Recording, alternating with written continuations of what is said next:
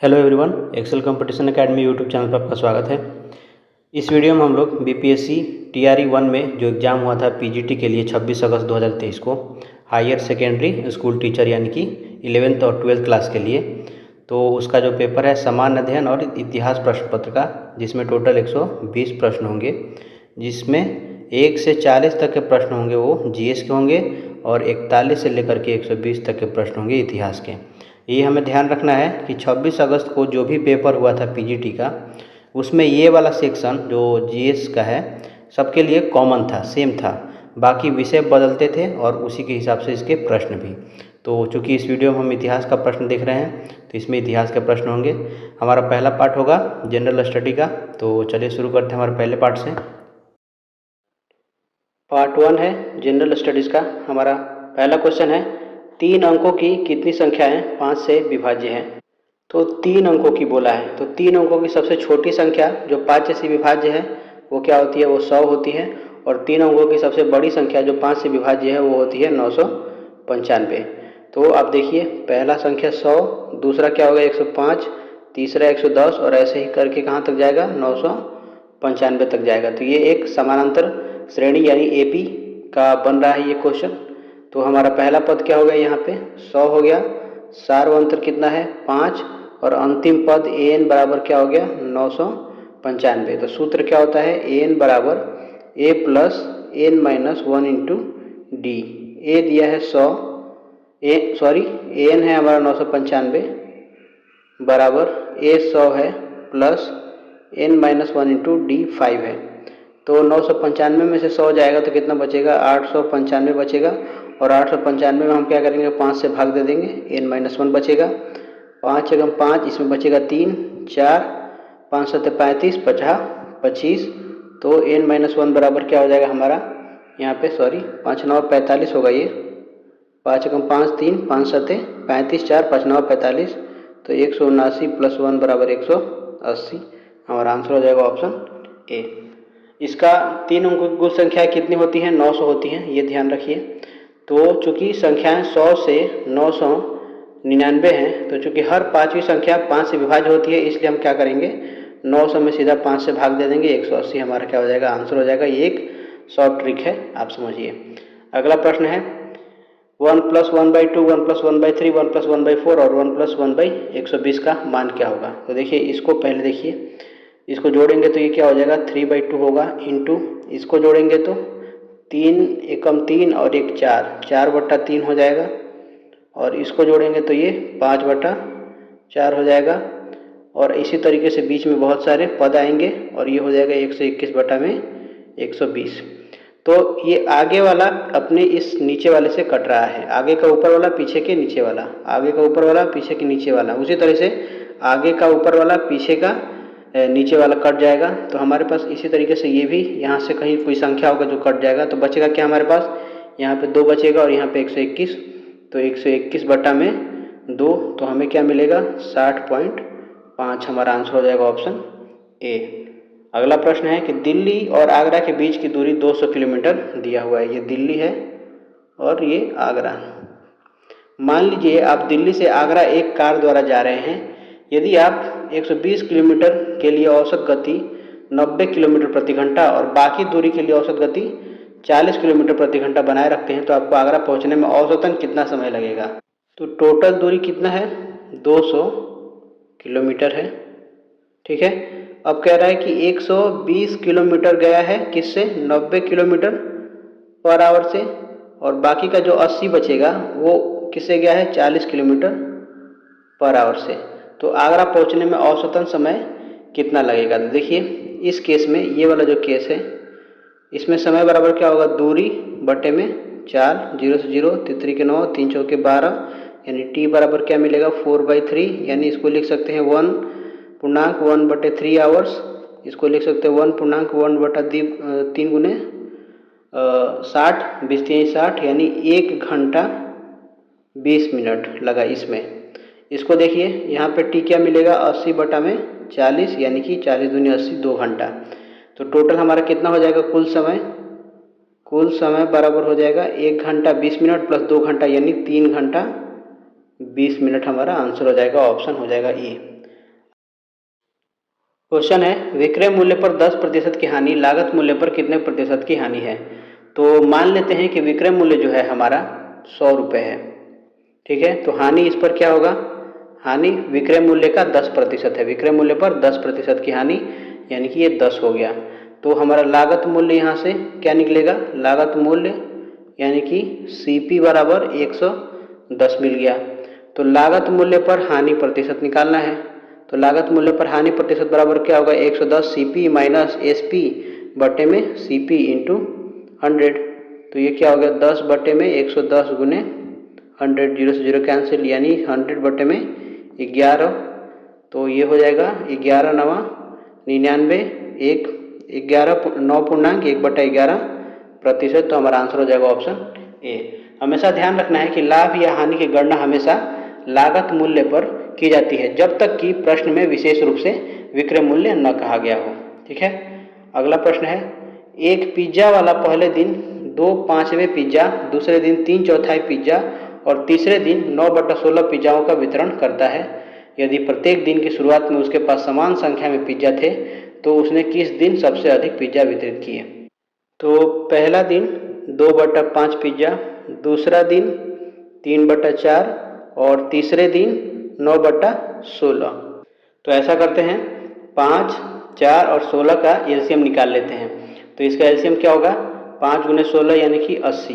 तो एलसीएम 80 निकल गया, यानी कि मान लेते हैं कुल पिज्जा यदि 80 है तो पहले दिन कितना बाटा होगा, 2/5 गुने 80, 16×5 80 यानी कि 32 पिज्जा। दूसरे दिन 3/4 गुने 80, तो 20×4 80, 20×3 60 पिज्जा और 9 गुने 80 बराबर 9×5 45 हो जाएगा। तो सबसे ज़्यादा पिज्जा किस दिन दिया है, 60 यानी दूसरे दिन। तो हमारा आंसर क्या हो जाएगा, ऑप्शन बी हो जाएगा। अगला प्रश्न है 18 मीटर लंबे एक कमरे में 75 सेंटीमीटर चौड़े गलीचे का उपयोग करके गलीचा बिछाने की लागत जो है 4.5 रुपये प्रति मीटर की दर से 810 रुपये है। तो कमरे की चौड़ाई क्या है, कुल लागत हमें कितना दिया है, कुल लागत दिया है 810 और दर दिया है हमें 4.5। तो गलीचे की कुल लंबाई क्या हो जाएगी, गलीचे की लंबाई हमें कुल लागत में दर से भाग देने पर मिल जाएगी। ऐसा क्यों करेंगे हम, क्योंकि गलीचा बिछाने की जो लागत है वो प्रति मीटर है, प्रति मीटर, ठीक है, मीटर स्क्वायर नहीं है, क्षेत्रफल का बात नहीं कर रहा है, ये सिर्फ लंबाई का बात कर रहा है। तो हमारा गलीचा का जो लंबाई हो जाएगा, ये किसका लंबाई है, ये गलीचा का लंबाई है, कमरे का लंबाई नहीं है ये।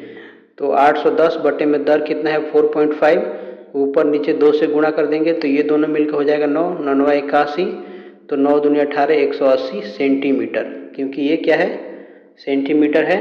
तो हमारा यहाँ से 180 सेंटीमीटर नहीं मीटर में निकलेगा, क्योंकि ये जो है दर जो है हमारा मीटर में है, तो मीटर हो गया हमारा लंबाई इसका।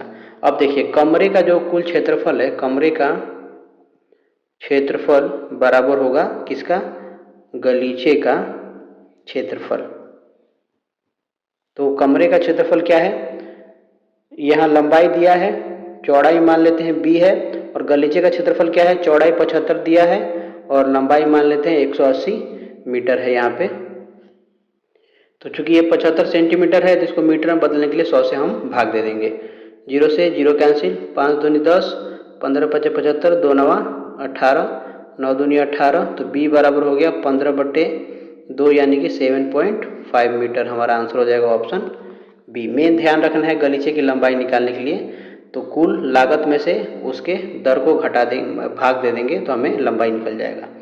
अगला प्रश्न है दो व्यक्तियों ए और बी एक काम को 15 दिनों में पूरा करते हैं।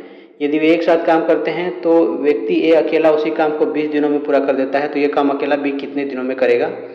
ए, बी और ए प्लस बी मिलकर 15 दिनों में काम कर रहे हैं, ए 20 दिनों में काम कर रहा है। इनका एलसीएम क्या होगा, 60 होगा एलसीएम। तो 20×3 60, 15×4 60, ये एफिशिएंसी है। 4 में से 3 जाएगा तो 1 बचेगा और 60 में 1 से भाग देंगे तो हमें 60 मिलेगा, यानी कि 20-60 दिनों में अकेला काम पूरा कर पाएगा।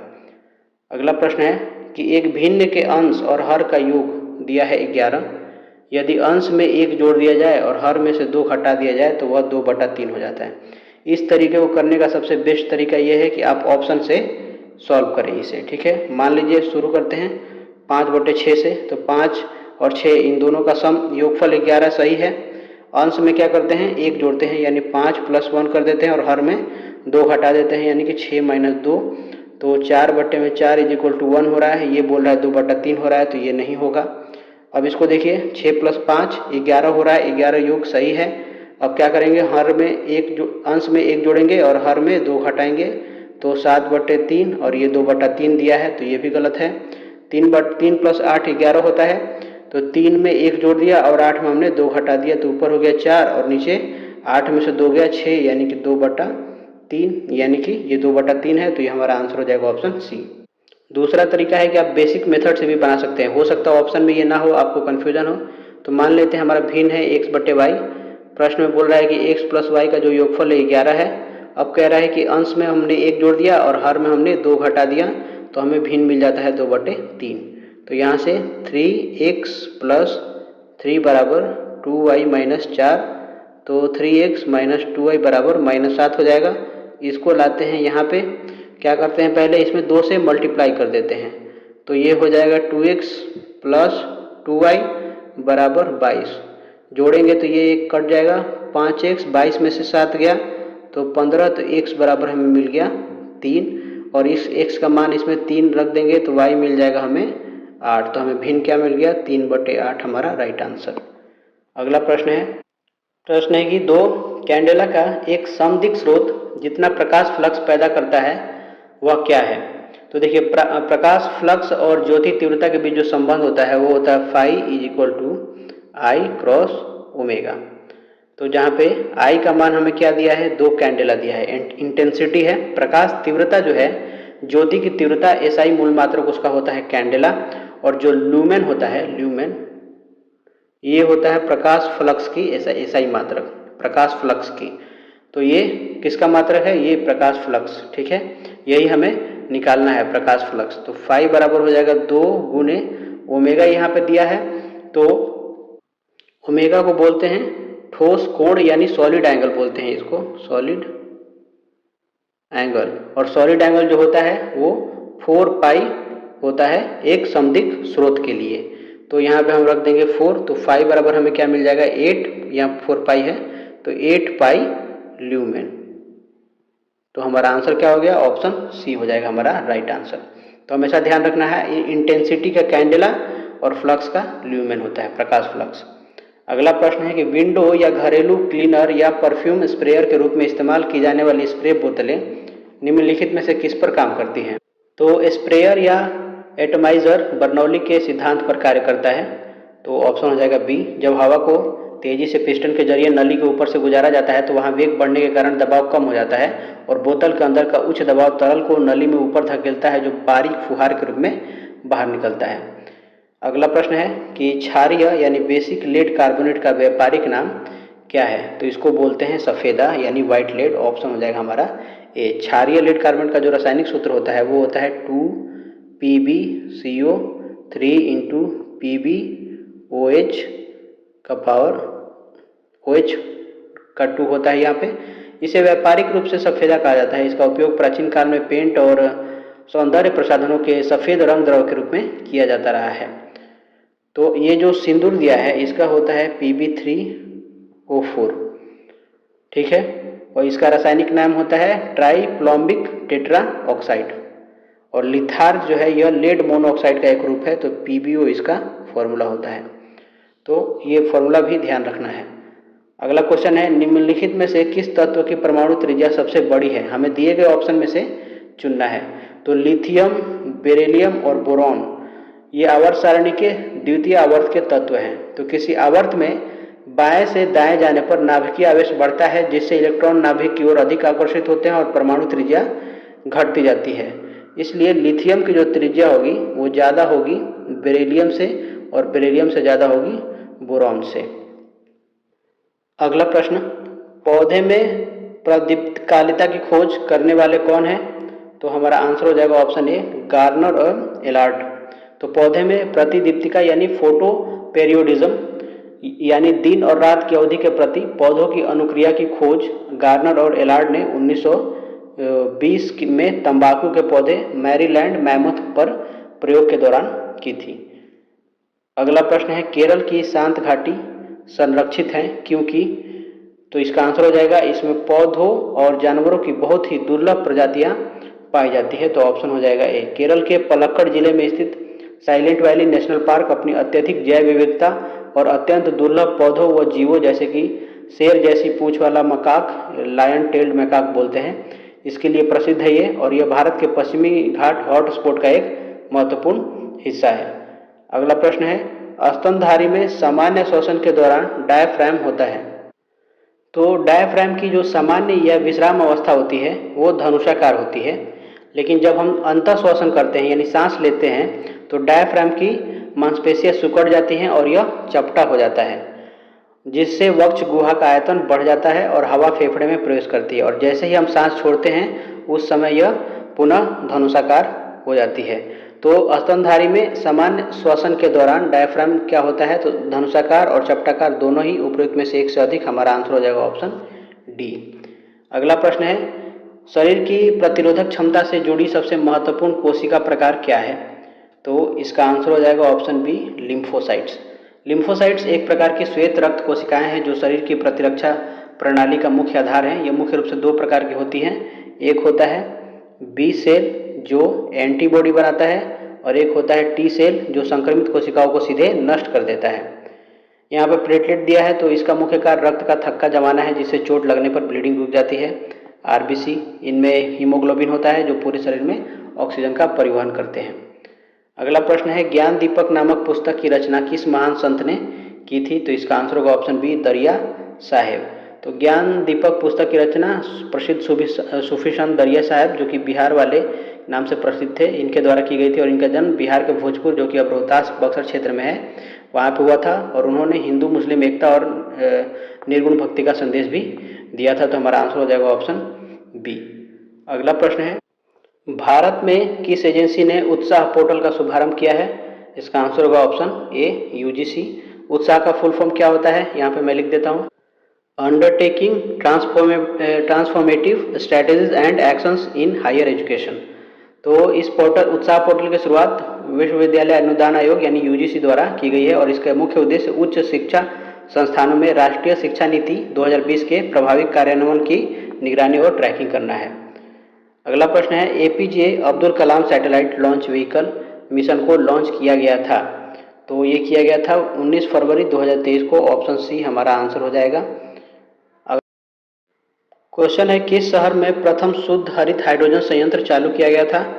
तो भारत का पहला 99.99% जो शुद्ध हरित हाइड्रोजन पायलट प्लांट है वो ऑयल इंडिया लिमिटेड द्वारा असम के जोरहाट पंप स्टेशन पर शुरू किया गया था। कहाँ पे, जोरहाट जो कि असम में है। क्योंकि ऑप्शन में ये दिया नहीं है तो हमारा आंसर हो जाएगा ऑप्शन ई। अगला प्रश्न है संयुक्त राष्ट्र संघ द्वारा किस वर्ष को अंतर्राष्ट्रीय मिलेट वर्ष घोषित किया गया है। तो इसका आंसर हो जाएगा ऑप्शन ए 2023। अगला प्रश्न है निम्नलिखित में से किसने 2022 का नोबेल शांति पुरस्कार जीता है। तो इसका आंसर होगा ऑप्शन ए एलेस बियालियात्स्की। तो वर्ष 2022 का नोबेल शांति पुरस्कार बेलारूस के मानवाधिकार कार्यकर्ता एलेस बियालियात्स्की को दिया गया था। उनके साथ रूसी मानवाधिकार संगठन मेमोरियल और यूक्रेनी मानवाधिकार संगठन सेंटर फॉर सिविल लिबर्टीज को भी यह पुरस्कार संयुक्त रूप से मिला था। अगला प्रश्न है 2 जनवरी 2022 को बिहार सरकार द्वारा नियुक्त राज्य पिछड़ा वर्ग आयोग के अध्यक्ष कौन है। तो ये है न्यायमूर्ति संजय कुमार। ऑप्शन हो जाएगा ए। ये सब याद रखिए कि ये पुराना करंट अफेयर्स है, कोई फायदा नहीं है याद रखने का। अगला प्रश्न है भोजपुरी की पहली फिल्म कौन सी थी। तो इसका आंसर होगा ऑप्शन ए गंगा मैया तो है पियरी चढ़ाइबो। ये 1963 में रिलीज हुई थी, और इस फिल्म का निर्देशन किसने किया था। तो कुंदन कुमार ने किया था, और इसे भारत के पहले राष्ट्रपति डॉक्टर राजेंद्र प्रसाद के कहने पर बनाया गया था। अगला प्रश्न है भारत के निम्नलिखित थर्मल पावर प्रोजेक्टों को पूर्व से पश्चिम दिशा में व्यवस्थित कीजिए। तो जो नाम रूप दिया गया है ये है असम में, हमें पूरब से पश्चिम यानी कि इधर से इधर की ओर आना है, ठीक है। उसके बाद है ओबरा, तो ये सोनभद्र उत्तर प्रदेश में है, सोनभद्र यूपी में है। उसके बाद परीक्षा, तो पारीछा जो है ये झांसी उत्तर प्रदेश में है, पारीछा झांसी ये भी यूपी में है। तो ध्यान रखें, पहले सोनभद्र आएगा इधर से जाते समय, उसके बाद झांसी आएगा, उसके बाद है कोटा, तो ये राजस्थान में है, ये और पश्चिम में है राजस्थान। तो हमारा क्रम क्या हो जाएगा? हो जाएगा 2 3 4 1, ऑप्शन हो जाएगा सी। अगला प्रश्न देखिए, त्रिवार्था के अनुसार भारत की जलवायु किस प्रकार की है? तो ग्लेन त्रिवार्था के जलवायु वर्गीकरण के अनुसार भारत का एक बहुत बड़ा हिस्सा उपोष्ण मानसूनी जलवायु यानी AM/AW के अंतर्गत आता है। प्रायद्वीपीय भारत के कुछ हिस्सों में सवाना प्रकार यानी कि AW की जलवायु भी पाई जाती है। तो त्रिवार्था ने कोपेन के वर्गीकरण को संशोधित किया था और इस प्रश्न में भारत की समग्र जलवायु का मुख्य प्रतिनिधित्व उपोष्ण मानसूनी प्रकार करता है। तो हमारा आंसर हो जाएगा ऑप्शन बी। अगला प्रश्न है, हैदराबाद में दक्षिण पश्चिम मानसून की वापसी की सामान्य तिथि क्या है? तो यह है 15 अक्टूबर, ऑप्शन बी हो जाएगा। अगला प्रश्न है कि निम्नलिखित में से किस राज्य में नगरीकरण सर्वाधिक है? तो इसका आंसर होगा ऑप्शन ए, गोवा। बिहार राज्य का जो नगरीकरण था 2011 जनगणना के हिसाब से वो था 11.3%। अगला प्रश्न है, मालनाड क्षेत्र का संबंध निम्नलिखित में से भारत के किस पठार से है? तो मालनाड कर्नाटक के पश्चिमी घाट से सटा एक पहाड़ी और घने जंगलों वाला क्षेत्र है। तो कन्नड़ भाषा में मालनाड का शाब्दिक अर्थ होता है पहाड़ी भूमि। यह मुख्य रूप से कर्नाटक के पठार का हिस्सा है। तो ऑप्शन हो जाएगा हमारा सी। कर्नाटक के पठार को 2 भागों में बांटा जाता है, एक मालनाड पहाड़ी क्षेत्र और एक मैदान अपेक्षाकृत समतल या रोलिंग पठारी क्षेत्र बोल सकते हैं। तो बाबा बुदन की पहाड़ियाँ इसी मालनाड क्षेत्र में स्थित है जो कॉफी उत्पादन के लिए प्रसिद्ध है। अगला प्रश्न है, दक्षिणी प्रायद्वीपीय उच्च भूमि किसका भाग है? तो ये है गोंडवाना लैंड का, ऑप्शन हो जाएगा हमारा ए। तो प्राचीन काल में विशाल महाद्वीप पैंजिया 2 भागों में टूटा था। पैंजिया पहले था सिर्फ एक लैंड, फिर ये 2 भागों में टूटा। अंगारा लैंड, जिसे लॉरेशिया भी बोला जाता है, अंगारा लैंड या फिर लॉरेशिया, और दूसरा एक था गोंडवाना लैंड। दक्षिणी भाग को गोंडवाना लैंड कहा गया, गोंडवाना लैंड। तो भारत का हिमालय क्षेत्र टेथिस सागर के मलबे से बना है, जबकि दक्षिण का पठार शुद्ध रूप से गोंडवाना लैंड की चट्टानों जैसे आग्नेय और कैंद्रीय चट्टानों से बना है। अगला प्रश्न है कि भारत की कुल जनसंख्या के सापेक्ष बिहार की जनसंख्या का प्रतिशत क्या है? तो ये प्रतिशत है 8.58%, ऑप्शन हो जाएगा हमारा ए। तो 2011 की जनगणना के अनुसार भारत की कुल जनसंख्या लगभग 121 करोड़ थी, जिसमें बिहार की कुल जनसंख्या थी 10, 40, 99, 452। तो गणितीय रूप से यह कुल 8.58% के बराबर है। जनसंख्या के मामले में बिहार पूरे देश में तीसरे स्थान पर है, पहले पे यूपी, दूसरे पे महाराष्ट्र। ये 2011 की जनगणना के हिसाब से है। अगला प्रश्न है, निम्नलिखित में से कौन सा जोड़ा बिहार के दक्षिण गंगा क्षेत्र से मेल नहीं खाता है? तो ऑप्शन हो जाएगा सी, पटना वैशाली। तो गंगा नदी बिहार को 2 लगभग बराबर भागों में बांटती है, उत्तरी बिहार और दक्षिणी बिहार। तो पटना गंगा के दक्षिणी तट पर स्थित है, जबकि वैशाली गंगा के उत्तरी तट क्षेत्र पर स्थित है। अतः पटना वैशाली का जो जोड़ा होगा पूरी तरीके से दक्षिण गंगा क्षेत्र में ये नहीं आता है। बाकी पटना, मुंगेर, गया, अरवल ये सभी एक साइड है, पटना गंगा नदी की एक साइड एक तरफ है, और बाकी सब ये दोनों, पटना इधर है, गंगा ऐसे जा रही है और वैशाली इधर है। ठीक है, गंगा नदी बिहार के 12 जिलों से होकर गुजरती है, ये ध्यान रखना है। और सबसे लंबी सीमा पटना जिले से बनाती है, लगभग 99 किलोमीटर। और बिहार में गंगा नदी चौसा, जो कि बक्सर में है, वहाँ से प्रवेश करती है। अगला प्रश्न है, नव भारत का पैगंबर कौन कहलाता है? तो इसका आंसर होगा ऑप्शन ए, राजा राममोहन राय को भारतीय पुनर्जागरण का जनक, नव भारत का पैगंबर, आधुनिक भारत का निर्माता और अतीत और भविष्य के मध्य सेतु कहा जाता है। उन्होंने 1828 में ब्रह्म समाज की स्थापना की थी और सती प्रथा जैसी कुप्रथाओं के उन्मूलन में महत्वपूर्ण भूमिका निभाई थी। इन्हें राजा की उपाधि किसने दी थी? तो मुगल सम्राट अकबर द्वितीय ने दी थी, अकबर द्वितीय।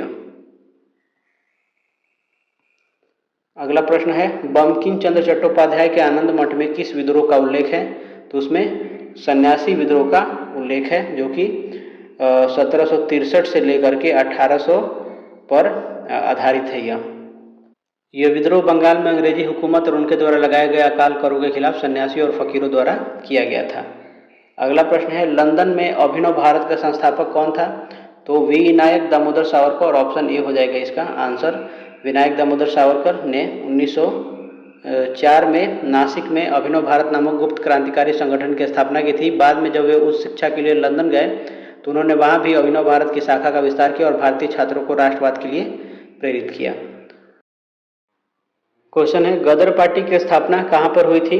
तो इसका आंसर होगा ऑप्शन सी, संयुक्त राज्य अमेरिका के सैन फ्रांसिस्को शहर में हुई थी। और किसने की थी? तो मोहन सिंह भाकना और लाला हरदयाल ने की थी। अगला प्रश्न है कि बिरसा मुंडा द्वारा किसको कमांडर इन चीफ नियुक्त किया गया था? तो इसका आंसर हो जाएगा ऑप्शन बी, गया मुंडा को कमांडर इन चीफ नियुक्त किया गया था बिरसा मुंडा के द्वारा। बिरसा मुंडा आंदोलन जो हुआ था उसको उलगुलान आंदोलन भी कहा जाता है, जो कि 1899 से लेकर के 1900 ईस्वी तक चला था। अगला प्रश्न है, बिहार समाजवादी पार्टी का गठन किन्होंने किया था? तो इसका आंसर हो जाएगा ऑप्शन बी, फूलन प्रसाद वर्मा और जयप्रकाश नारायण। वर्ष 1931 में फूलन प्रसाद वर्मा, जयप्रकाश नारायण और गंगा शरण सिंह इत्यादि लोगों ने मिलकर के बिहार समाजवादी पार्टी का औपचारिक गठन किया था। बाद में 1934 में पटना के अंजुमन इस्लामिया हॉल में अखिल भारतीय कांग्रेस समाजवादी पार्टी की स्थापना हुई, जिसका अध्यक्ष आचार्य नरेंद्र देव और सचिव जयप्रकाश नारायण थे। अगला प्रश्न है, बिहार प्रोविंशियल कांग्रेस कमेटी जिसका मुख्यालय पटना में है का गठन किस वर्ष हुआ था? तो इसका आंसर हो जाएगा ऑप्शन ए, 1908। तो वर्ष 1908 में सोनपुर मेले के अवसर पर नवाब सरफराज हुसैन खान की अध्यक्षता में एक बैठक हुई, जिसमें बिहार प्रांतीय कांग्रेस कमेटी का गठन किया गया और इसके पहले अध्यक्ष कौन थे? तो हसन इमाम थे इसके पहले अध्यक्ष। ठीक है, और ये ध्यान रखना है कि बिहार में कांग्रेस का पहला प्रांतीय अधिवेशन भी 1908 में पटना में ही सर अली इमाम की अध्यक्षता में हुआ था। अगला क्वेश्चन है, 1913 में पटना में अनुशीलन समिति की एक शाखा की स्थापना किसने की थी? तो सचिंद्रनाथ सान्याल ने की थी। ऑप्शन सी हो जाएगा। 1913 में पटना में क्रांतिकारी संगठन अनुशीलन समिति की स्थापना की गई थी और इस शाखा का कार्य बिहार के युवाओं में राष्ट्रवाद की भावना और जगाना और उन्हें हथियार चलाना सिखाना था। पार्ट 2 में हम देखेंगे हिस्ट्री के प्रश्न 41 से लेकर के 120 तक के। तो चलिए शुरू करते हैं। पहला क्वेश्चन है कि सिंधु घाटी की सभ्यता में विशाल स्नानागार प्राप्त कहाँ से हुआ है? तो राइट आंसर हो जाए इसका मोहनजोदड़ो में। तो हमें ध्यान रखना है कि मोहनजोदड़ो से विशाल स्नानागार और विशाल अन्नागार दोनों प्राप्त हुए हैं। एग्जाम में ये दोनों कभी कभी पूछ देता है। दूसरा यहाँ पे दिया है हड़प्पा में, तो यहाँ पे 6-6 की 2 पंक्तियों में बने 12 अन्न भंडार और R37 नाम का कब्रिस्तान मिला है। ये R37 नाम बाद में दिया गया है, बस कब्रिस्तान मिला है। और यहाँ पे है चनहुदड़ो, तो चनहुदड़ो से हमें क्या मिला है? तो यह बिना दुर्ग वाला एकमात्र शहर था। यहाँ से मनके बनाने का कारखाना, लिपस्टिक और कंघा मिला है। इसके साथ साथ हमें ये भी ध्यान रखना है कि मोहनजोदड़ो की खोज 1922 में रखाल दास बनर्जी ने की थी। रखाल दास बनर्जी ने, और यह सिंधु नदी के दाएं तट पर पाकिस्तान के सिंध प्रांत में स्थित है और मोहनजोदड़ो को मृतकों का टीला भी कहा जाता है। अगला प्रश्न है, वेदों में सबसे प्राचीन कौन सा है? तो सबसे प्राचीन ऋग्वेद है। ऋग्वेद, चूँकि ऋग्वेद हमें ऑप्शन में नहीं दिया है, तो राइट आंसर हमारा क्या हो जाएगा? ऑप्शन ई, उपयुक्त में से कोई नहीं। सामवेद जो है इसे भारतीय संगीत का जनक कहा जाता है। इसमें मुख्यतः गाए जाने वाले मंत्र हैं। यजुर्वेद जो है यह एकमात्र ऐसा वेद है जो गद्य और पद दोनों में लिखा गया है। इसमें यज्ञ और कर्म कांड के नियम दिए गए हैं। और अथर्ववेद जो है यह सबसे नवीनतम वेद है, जिसमें जादू टोना, औषधि, वशीकरण और आयुर्वेद का उल्लेख है। ऋग्वेद से संबंधित कुछ फैक्ट याद रखने हैं कि इसमें 10 मंडल हैं और 1028 सूक्त हैं और इसमें 10,580 ऋचाएँ हैं। ठीक है, ये ध्यान रखना है। गायत्री मंत्र जो है ऋग्वेद के 3रे मंडल में दिया गया है। 3रे मंडल में क्या है? तो गायत्री मंत्र है। ये भी प्रश्न पूछा जा चुका है कई बार, गायत्री मंत्र। और इसके रचयिता कौन है? तो इसके रचयिता हैं विश्वामित्र, इसके रचयिता हैं। और ये समर्पित किसको है? तो देवी सावित्री या सूर्य को समर्पित है ये। और ऋग्वेद, सामवेद और यजुर्वेद को मिला करके वेद त्रयी कहा जाता है। वेद त्रयी किसको किसको? तो ऋग्वेद, यजुर्वेद और सामवेद को मिला करके कहा जाता है। अथर्ववेद इसमें शामिल नहीं है।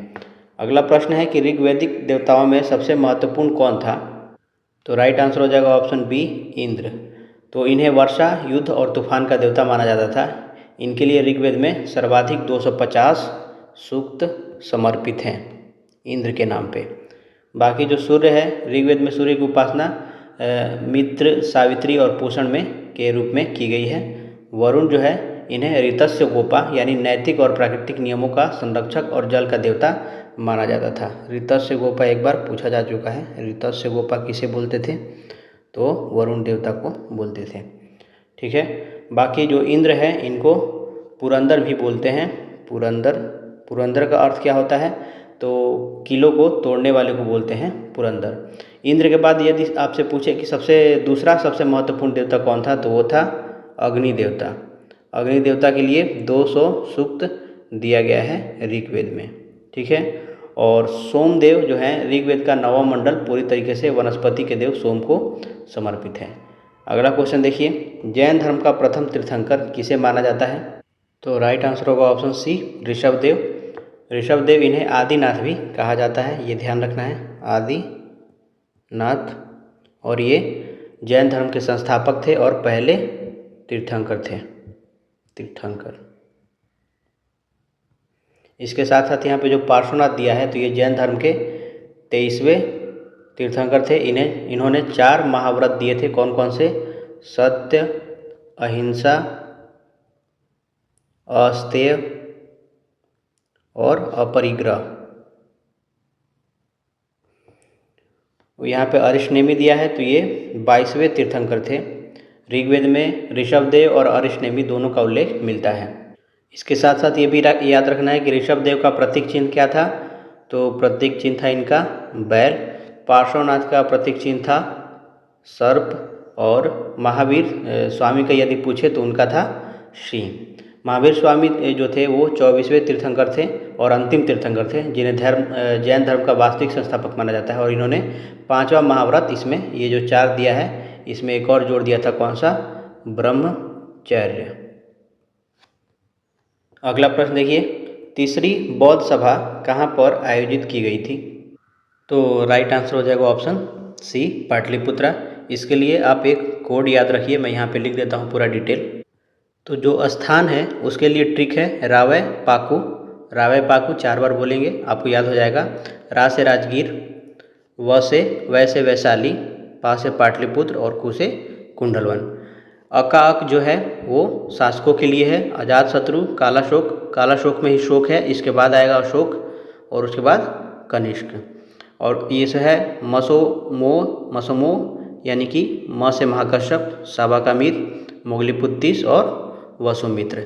इसके साथ साथ आपको बस डेट याद रख लेना है बिना किसी ट्रिक के कि 483 ईस्वा पूर्व हुआ था पहला, उसके बाद दूसरा हुआ था इसके ठीक 100 साल बाद 383 ईस्वी पे, और एक हुआ था 250 पे, और चौथा वाला जो हुआ था 1ली शताब्दी में हुआ था। ठीक है, टोटल 4 हुए थे, तो इन चारों को आपको याद रखना है। अगला प्रश्न है, मेगास्थनीज किसके शासनकाल में भारत आया था? तो ये चंद्रगुप्त मौर्य के शासनकाल में आया था। तो यूनानी राजा सेल्यूकस निकेटर के मेगास्थनीज को अपने राजदूत के रूप में चंद्रगुप्त मौर्य के दरबार में भेजा था।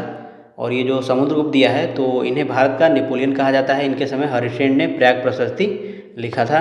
पुष्यमित्र शुंग कौन थे? तो शुंग वंश के संस्थापक थे और इनके समय पतंजलि ने महाभाष्य की रचना की थी। मेगास्थनीज से संबंधित कुछ फैक्ट याद रख लेने हैं आपको कि मेगास्थनीज की जो प्रसिद्ध पुस्तक थी उसका नाम था इंडिका।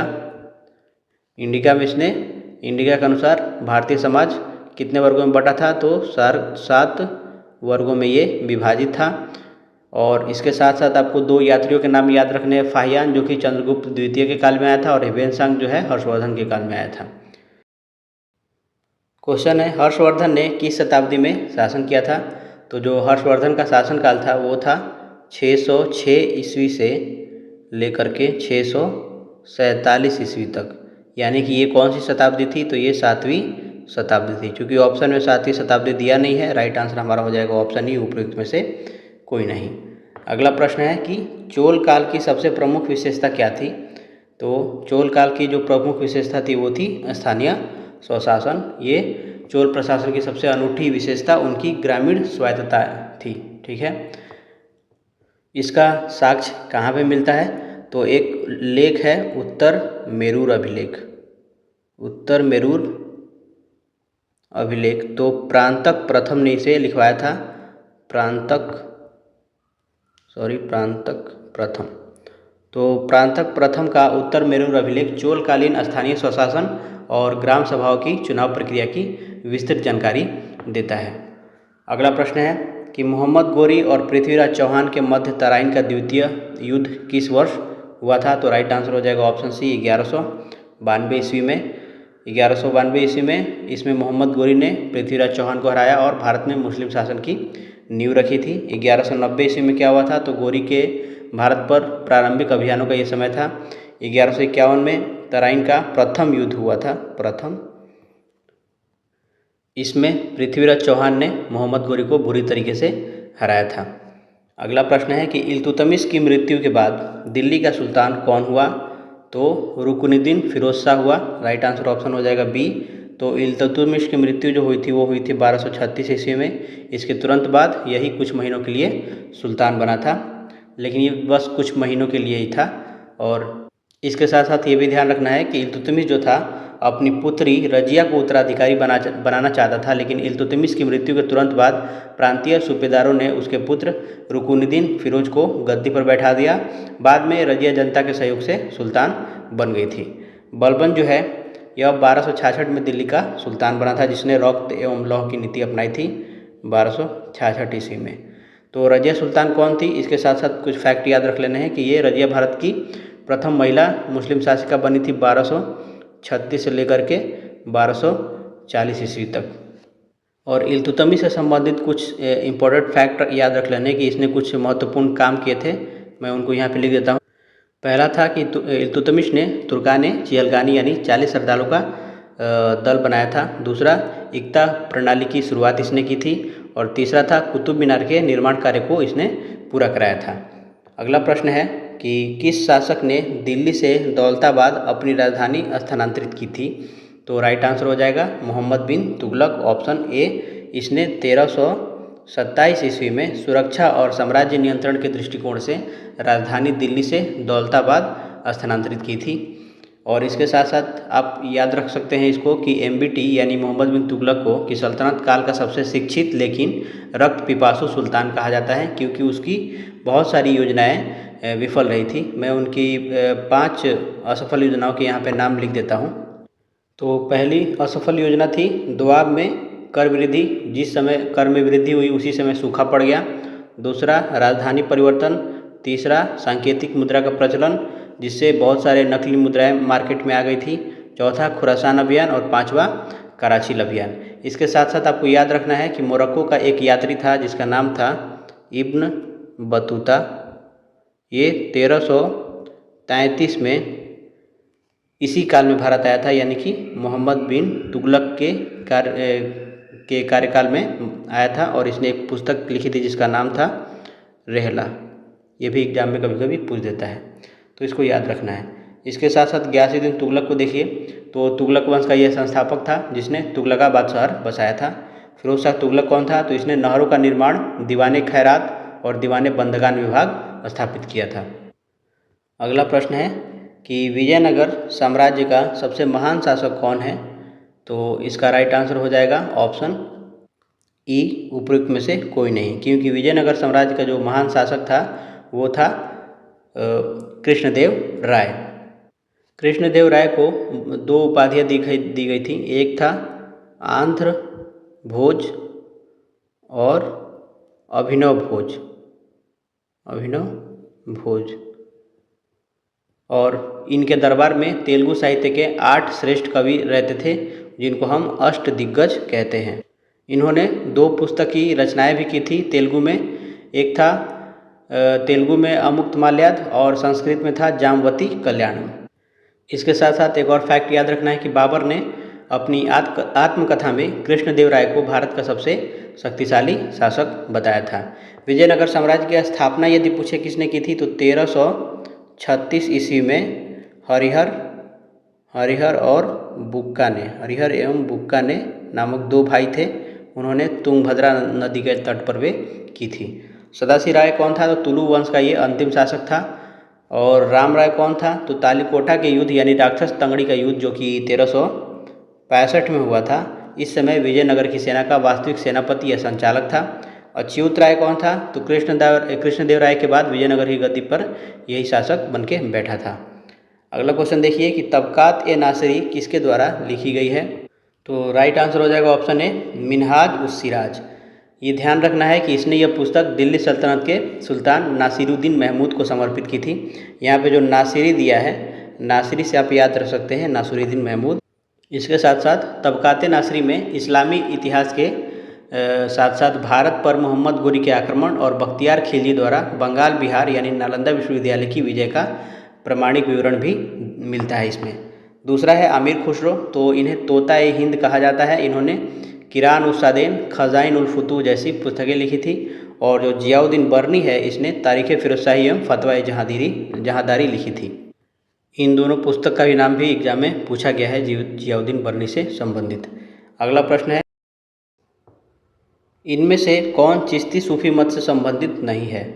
तो राइट आंसर हो जाएगा ऑप्शन सी ख्वाजा बकी बिल्ला। बाकी जो निजामुद्दीन औलिया दिया है, तो ये प्रसिद्ध चिश्ती संत थे। इन्होंने 7 सुल्तानों का काल देखा था। शेख नासिरुद्दीन चिराग, तो इन्हें चिराग दिल्ली कहा जाता है। ये भी चिश्ती सिलसिले के महान संत थे।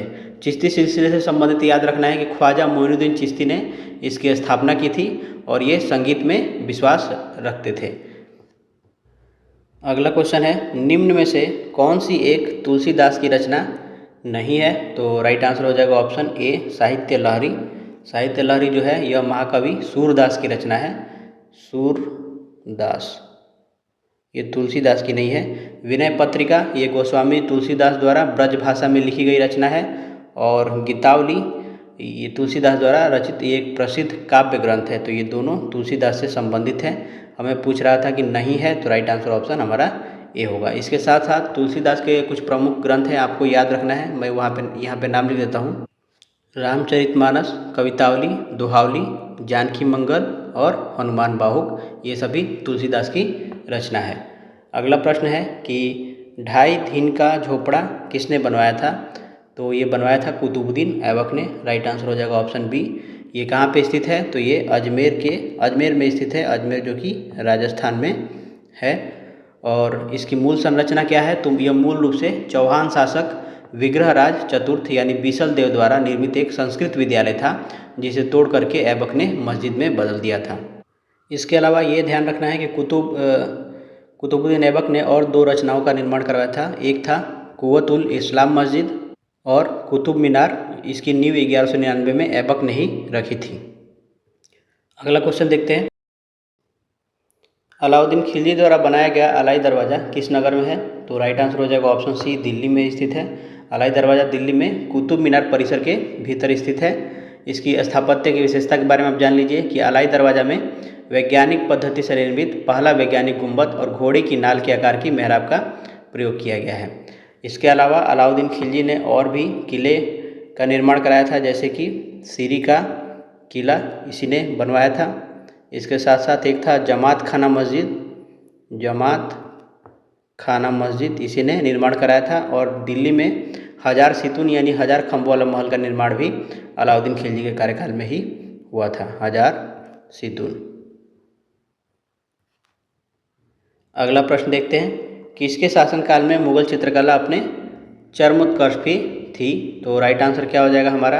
राइट आंसर हो जाएगा उपयुक्त में से कोई नहीं। क्यों?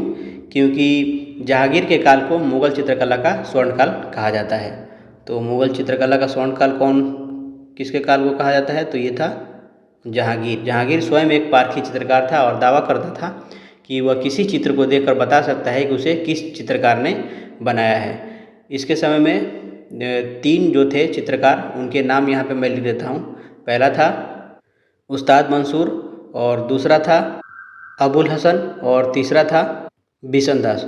उस्ताद मंसूर जो था वो पशु पक्षी और दुर्लभ फूलों के चित्रकार थे। अबुल हसन व्यक्ति चित्र बनाने में निपुण था, उपाधि इसको नादिर उल जमान दिया गया था। और बिशन दास जो था वो पारस के शाह का चित्र बनाने भेजा गया था इसको, ठीक है, तो ये इन तीनों का नाम हमेशा याद रख लेना है। हालांकि अकबर जो है इसके काल में चित्रकला के लिए एक अलग विभाग स्थापित हुआ था और दास्तान ए अमीर हमजा का चित्रण भी इसमें हुआ था। अगला प्रश्न है कि बाबर ने अपनी आत्मकथा किस भाषा में लिखी है? तो ये तुर्की में लिखी है। राइट आंसर ऑप्शन हो जाएगा हमारा सी। तो बाबर की आत्मकथा का मूल नाम क्या है? तो मूल नाम है तुजू के बाबरी, जिसे हम बाबरनामा भी कहते हैं। अकबर के शासनकाल में अब्दुल रहीम खाने खाना ने बाबरनामा का तुर्की से फारसी में अनुवाद किया था और लेडेन और एस्किर ने बाद में श्रीमती बेवरिज ने इसका अंग्रेजी में अनुवाद किया था। अगला प्रश्न है कि चौसा की लड़ाई जून 1539 ईस्वी में कौन पराजित हुआ था? तो इसमें हुमायूं पराजित हुआ था। राइट आंसर ऑप्शन ए हो जाएगा। तो 26 जून 1539 को बिहार के बक्सर के पास चौसा के युद्ध में शेर शाह सूरी ने हुमायूं को पराजित किया। हुमायूं ने कर्मनाशा नदी में कूद करके अपनी जान बचाई थी और एक निजाम नामक भिश्ती ने इसकी मदद की थी नदी पार लगाने में। इसके अलावा आप शेर शाह जो यहाँ पे दिया है, तो इस युद्ध में शेर शाह सूरी विजयी रहा। उसने शेर शाह सुल्तान उल आदिल की उपाधि धारण की थी। इसके साथ साथ एक और चीज़ आप याद रख सकते हैं कि 1540 में बिलग्राम या कन्नौज का युद्ध हुआ था। तो चौसा के ठीक अगले साल, चौसा युद्ध जो हुआ था, चौसा की लड़ाई, इसके ठीक अगले साल 1540 में शेर शाह ने हुमायूं को पुनः कन्नौज के युद्ध में निर्णायक रूप से हराया, जिसके बाद हुमायूं को भारत छोड़कर 15 वर्षों के लिए निर्वासित होना पड़ा था। और इस जीत के साथ शेर शाह ने दिल्ली में द्वितीय अफगान साम्राज्य की नींव रखी थी। अगला प्रश्न है 1575 ईस्वी में अकबर ने कहाँ पर इबादत खाना स्थापित किया था? तो इसने फतेहपुर सीकरी में स्थापित किया था। हालांकि ऑप्शन में दिया नहीं है, तो राइट आंसर हो जाएगा ऑप्शन ई, उपयुक्त में से कोई नहीं। तो इबादत खाना का अर्थ क्या होता है? तो प्रार्थना भवन या पूजा गृह। तो 1575 ईस्वी में फतेहपुर सीकरी में केवल मुस्लिम धर्म गुरुओं के लिए खोला गया था। कहाँ पे?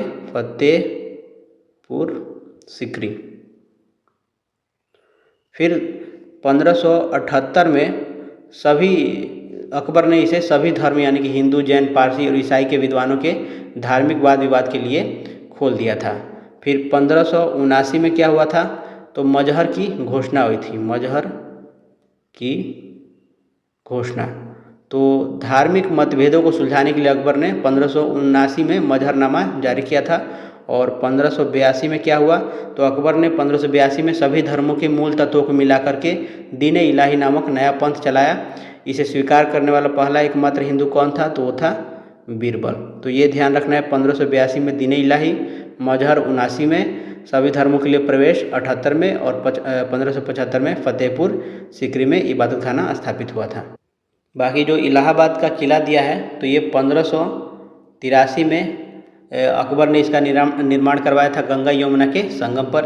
लाहौर के किले में दिया है, तो अकबर ने 1585 में अपनी राजधानी लाहौर स्थानांतरित की थी। तो ये पॉसिबल नहीं है, 1575 में पूछ रहा था।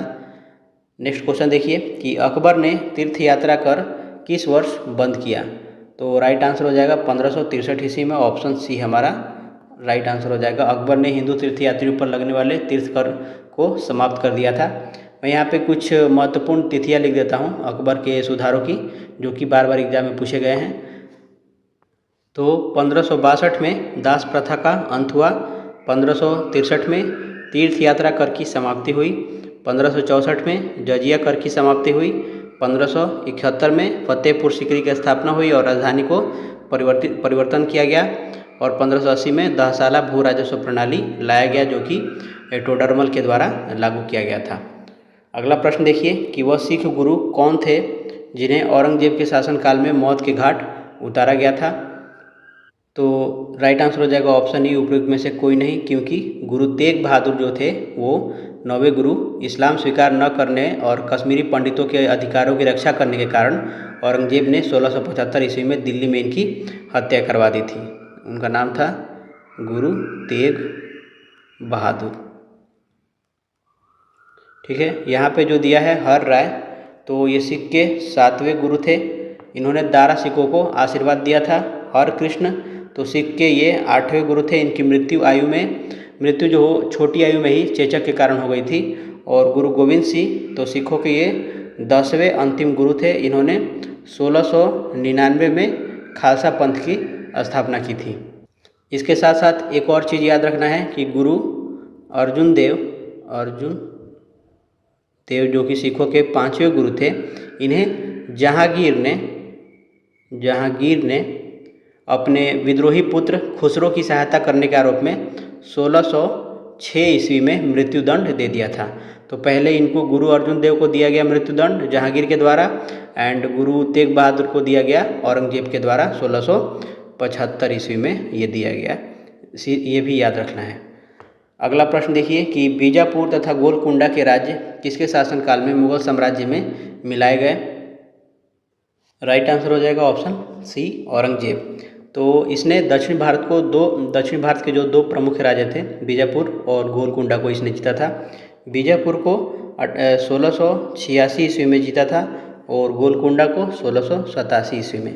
जब बीजापुर को जीता था तो उस समय जो शासक था वो तो सिकंदर आदिल शाह उस समय का शासक था। और 1687 में जब गोलकुंडा को जीता तो उस समय जो शासक था वो था अबुल हसन कुतुब शाह। बाकी एक और फैक्ट याद रखना है कि औरंगजेब अपने जीवन के अंतिम 25 वर्ष यानी कि 1681 से लेकर के 1707 ईस्वी तक दक्षिण भारत के अभियानों में ही फंसा रहा। और इतिहासकार जदुनाथ सरकार ने लिखा है कि जिस प्रकार नेपोलियन को स्पेन के नासुर ने नष्ट किया, उसी प्रकार औरंगजेब को दक्कन के नासुर ने नष्ट कर दिया था। अगला प्रश्न है कि 1674 ईस्वी में शिवाजी का राज्याभिषेक कहाँ पर हुआ था? तो राइट आंसर हो जाएगा ऑप्शन बी, रायगढ़ में। तो काशी के प्रसिद्ध विद्वान थे गंगा भट्ट, जिन्हें विश्वेश्वर भट्ट भी के नाम से भी जाना जाता है। इन्होंने राज्याभिषेक कराया था शिवाजी का रायगढ़ में। और राज्याभिषेक के अवसर पर शिवाजी ने छत्रपति, हिंदू धर्मोद्धारक यानी हिंदू धर्म का रक्षक और गो ब्राह्मण प्रतिपालक की उपाधि धारण की थी। बाकी जो यहाँ पे शिवनेर दिया है, ये शिवनेर के दुर्ग में 19 फरवरी 1630 को छत्रपति शिवाजी महाराज का जन्म हुआ था। अगला क्वेश्चन, चित्तौड़ पर अधिकार करने के बाद अलाउद्दीन खिलजी ने उसे क्या नाम दिया था? तो इसका राइट आंसर होगा ऑप्शन ई, उपयुक्त में से कोई नहीं, क्योंकि जो उसका नाम दिया था वो था खिजराबाद ऑप्शन में ही नहीं है। बाकी जो आदिलाबाद दिया है तो यह किला दिल्ली में मोहम्मद बिन तुगलक द्वारा बनाया गया था। जलालाबाद जो है यह अफगानिस्तान का एक प्रसिद्ध शहर था। और फिरोजाबाद जो है इसे भारत का ग्लास सिटी कहा जाता है। इसकी स्थापना फिरोज शाह तुगलक ने की थी। तो चित्तौड़ का जो युद्ध हुआ था वो हुआ था 1303 ईस्वी। अलाउद्दीन खिलजी ने मेवाड़ के राजा रावल रतन सिंह, महारानी पद्मावती के जो पति थे, इनको हरा करके चित्तौड़ पर कब्जा किया था। और चित्तौड़ जीतने के बाद अलाउद्दीन ने इसे अपने बड़े बेटे खिज्र खान के नाम पर खिजराबाद नाम दे दिया था। अगला प्रश्न है, आगरा के निकट सिकंदरा में किस मुगल शासक का मकबरा है? तो इस मकबरे का निर्माण खुद अकबर ने शुरू करवाया था, लेकिन इसके पूरा बेटे जहांगीर ने इसे करवाया था। ये पूरा नहीं हो पाया था अकबर के कार्यकाल में। इसकी विशेषता क्या है? तो यह एक गुंबद विहीन मकबरा है जो पिरामिड के आकार का है और इसमें बौद्ध विहारों की वास्तुकला की झलक मिलती है। बाकी जो बाबर है, बाबर का मकबरा जो है वो है अफगानिस्तान के काबुल में बागे बाबर में स्थित है। शुरुआत में इसे आगरा के आराम बाग में दफनाया गया था। हालांकि हुमायूं, इसका मकबरा दिल्ली में है। इसे मुगलों का शयन कक्ष और ताजमहल का पूर्वगामी कहा जाता है, दिल्ली। अगला क्वेश्चन देखते हैं कि सबसे अधिक मंगोल आक्रमण किसके शासनकाल में हुए? तो दिल्ली सल्तनत के इतिहास में सर्वाधिक यानी कुल 6 बार भीषण मंगोल आक्रमण अलाउद्दीन खिलजी के समय में 1297 से लेकर के 1306 के बीच में हुआ था। चूँकि अलाउद्दीन खिलजी ऑप्शन में नहीं है तो राइट आंसर हमारा हो जाएगा उपयुक्त में से कोई नहीं।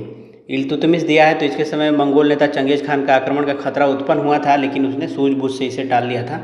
मोहम्मद बिन तुगलक, इसके समय मंगोल नेता तरमा सिरीन का आक्रमण हुआ, जिससे इसने भारी रिश्वत देकर के वापस भेज दिया था। जलालुद्दीन खिलजी, इसने अब्दुल्ला के नेतृत्व में हुए एक मंगोल आक्रमण को विफल किया था।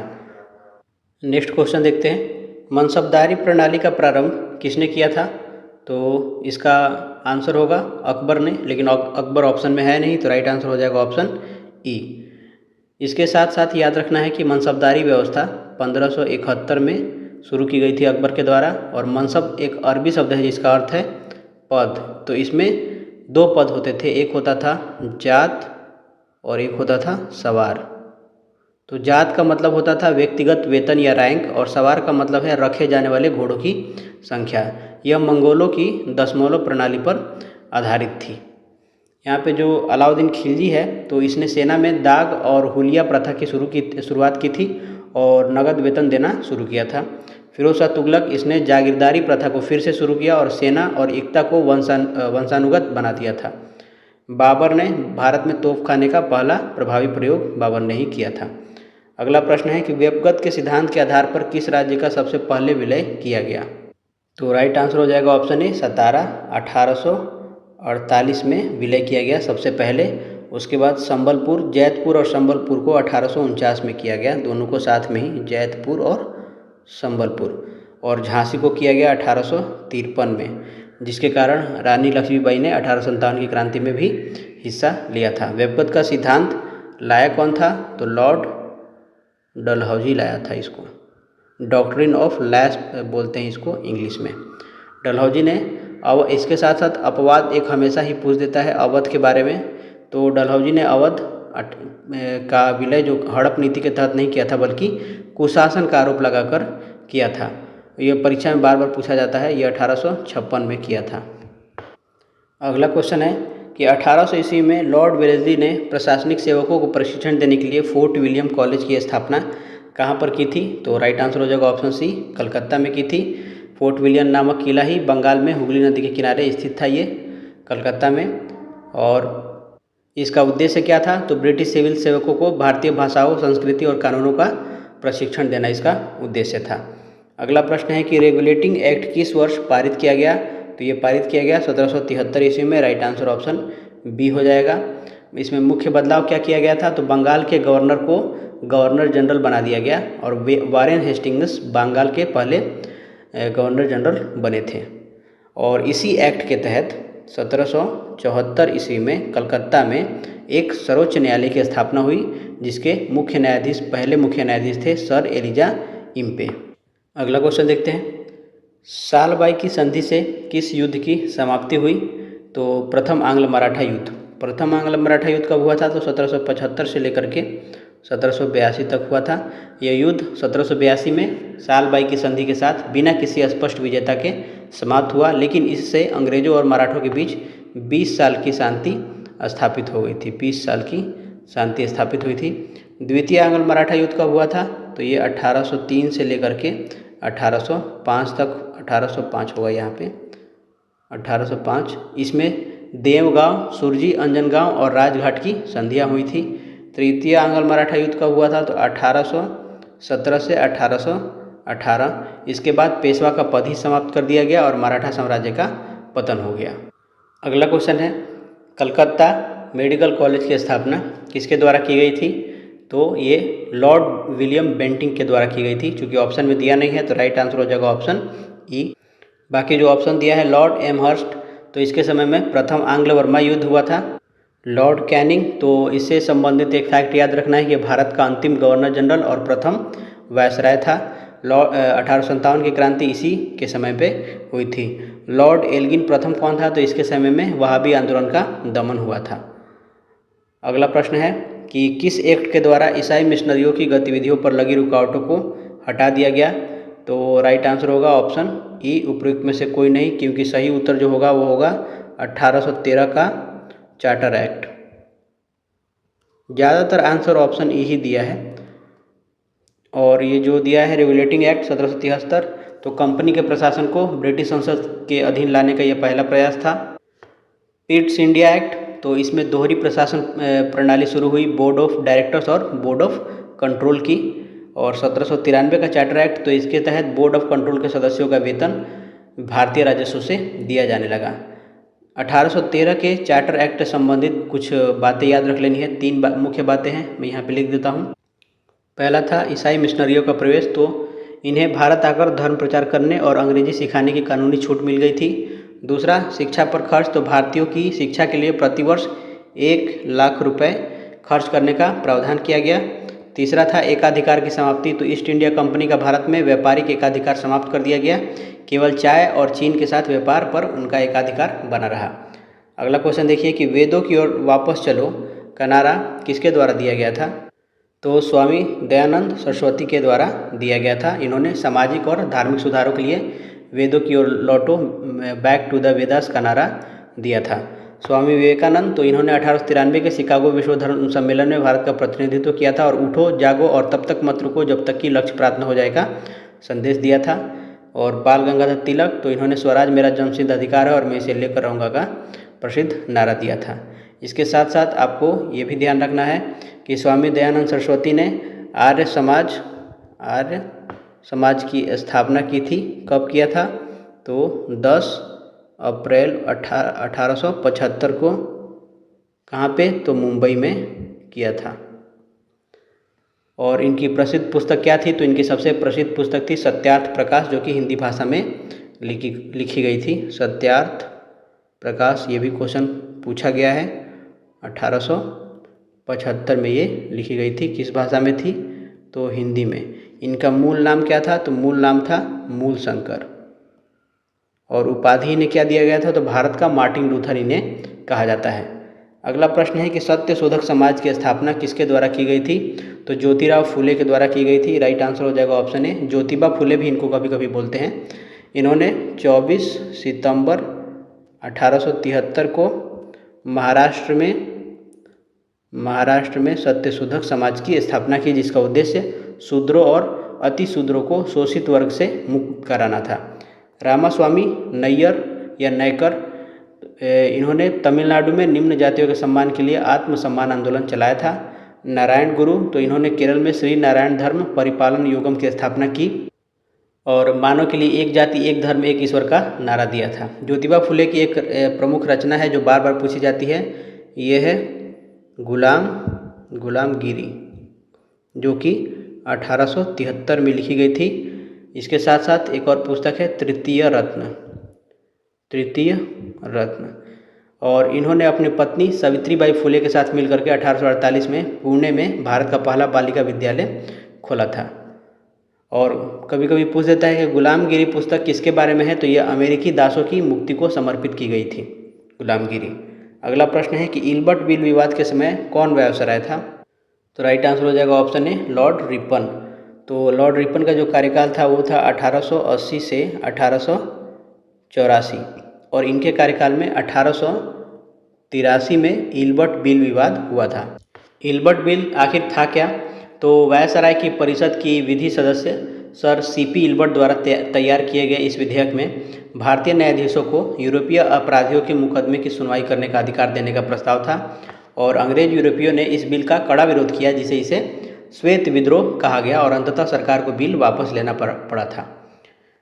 लॉर्ड कर्जन दिया है यहाँ पे, तो इनका जो कार्यकाल है ये 1899 से लेकर के 1905 तक था। इसके शासनकाल की सबसे विवादित घटना थी 1905 का बंगाल विभाजन। लॉर्ड डफरिन, तो 1884 से लेकर के 1888 तक इसका कार्यकाल था और इसके कार्यकाल के दौरान 28 दिसंबर 1885 को भारतीय राष्ट्रीय कांग्रेस की स्थापना हुई थी। अगला प्रश्न है कि poverty and un British rule in India किसके द्वारा लिखी गई है? तो ये दादा भाई नौरोजी के द्वारा लिखी गई है। राइट आंसर हो जाएगा ऑप्शन सी, गोपाल कृष्ण गोखले, तो महात्मा गांधी के राजनीतिक गुरु थे और इन्होंने 1905 में सर्वेंट्स ऑफ इंडिया सोसाइटी की स्थापना की थी। दिनसा बाचा, तो भारतीय राष्ट्रीय कांग्रेस के संस्थापकों में से एक थे और 1901 के कोलकाता अधिवेशन के अध्यक्ष भी थे। अगला प्रश्न है कि 1909 ईस्वी में करजन वैली किसके हाथों मारा गया? तो राइट आंसर हो जाएगा ऑप्शन बी, मदन लाल ढींगरा के द्वारा। तो इन्होंने 1 जुलाई 1909 को लंदन के इंपीरियल इंस्टीट्यूट में भारत सचिव के राजनीतिक सलाहकार विलियम हर्ट कर्जन वाइली को गोली मार करके हत्या कर दी थी मदन लाल ढींगरा ने। बाकी दामोदर चापेकर जो दिया है, इन्होंने अपने भाई बाल कृष्ण चापेकर के साथ मिलकर 1897 में पुणे में प्लेग कमिश्नर रैंड और आयर्स्ट की हत्या कर दी थी। यहाँ पे दिया अनंत कान्हेर, तो इन्होंने 1909 में नासिक के दंडाधिकारी यानी कलेक्टर जैक्सन की गोली मार करके हत्या कर दी थी। अगला प्रश्न है, जालियांवाला बाग का हत्याकांड किस दिनांक को हुआ था? तो राइट आंसर इसका हो जाएगा उपयुक्त में से कोई नहीं, क्योंकि ये हुआ था 13 अप्रैल 1919 को। ठीक है, इसका घटना का कारण क्या था? तो पंजाब के दो लोकप्रिय नेता डॉक्टर सत्यपाल और डॉक्टर सैफुद्दीन किचलू की गिरफ्तारी और रॉलेट एक्ट के विरोध में अमृतसर के जालियांवाला बाग में एक शांतिपूर्ण सभा बुलाई गई थी और जनरल रेजिनाल्ड डायर ने बिना किसी चेतावनी के भीड़ पर गोलियां चलाने का आदेश दे दिया था। इस हत्याकांड के विरोध में रविंद्रनाथ टैगोर ने नाइटहुड की उपाधि और महात्मा गांधी ने कैसर हिंद की उपाधि लौटा दी थी। और इसके साथ साथ एक और फैक्ट याद रखना है कि अंग्रेजों ने इसकी जांच के लिए हंटर आयोग गठित किया था, जबकि कांग्रेस ने मदन मोहन मालवीय के नेतृत्व में एक तहकीकात कमेटी बनाई थी। अगला प्रश्न है, भारतीय राष्ट्रीय कांग्रेस ने अपने किस अधिवेशन में पूर्ण स्वराज की प्राप्ति को अपना लक्ष्य घोषित किया? तो राइट आंसर हो जाएगा ऑप्शन ई, उपयुक्त में से कोई नहीं, क्योंकि जो राइट आंसर होगा वो होगा लाहौर या लाहौर अधिवेशन 1929 ईस्वी में। ठीक है, बाकी जो यहाँ पे ये जो लाहौर अधिवेशन था, इस ऐतिहासिक अधिवेशन की अध्यक्षता किसने की थी? तो जवाहरलाल नेहरू ने की थी, जवाहरलाल नेहरू ने की थी। और ये 31 दिसंबर 1929 को मध्य रात्रि को लाहौर में रावी नदी के तट पर जवाहरलाल नेहरू ने नया तिरंगा झंडा फहराया था और इसी अधिवेशन में निर्णय लिया गया कि 26 जनवरी 1930 को पूरे देश में पहला पूर्ण स्वतंत्रता दिवस मनाया जाएगा। बाकी जो यहाँ पे दिया है नागपुर अधिवेशन 1920, तो इसमें असहयोग आंदोलन के प्रस्ताव को अंतिम रूप से पारित किया गया था।